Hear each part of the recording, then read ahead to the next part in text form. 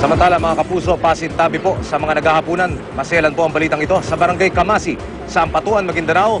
Isang ginang ang pinatay umano ng sariling mga anak at pagkatapos ay kinain umano ng mga suspect ang parte ng katawan ng biktima. Puno ng pasa ang leeg at dibdib at sugat-sugat ang iba pang bahagi ng katawan ng biktima nang matagpuan siya ng mga pulis sa loob mismo ng kanilang bahay. Ayon sa barangay chairwoman ng Kamasi, nagsumbong ang manugang ng biktima at sinabing pinaso, kinagat at pagsipsip daw ng dugo ng ginang. Arestado naman ang 3 anak na lalaki ng biktima. Mariing itinanggi ng mga suspect ang paratang.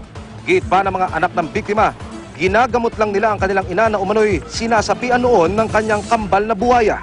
Batay naman sa investigasyon, hindi kinain ng mga suspect ang biktima. Namatay raw siya sa mga sugat at mga paso nang ilagay sa kanyang leeg at dibdib ang isang mainit na kutsara.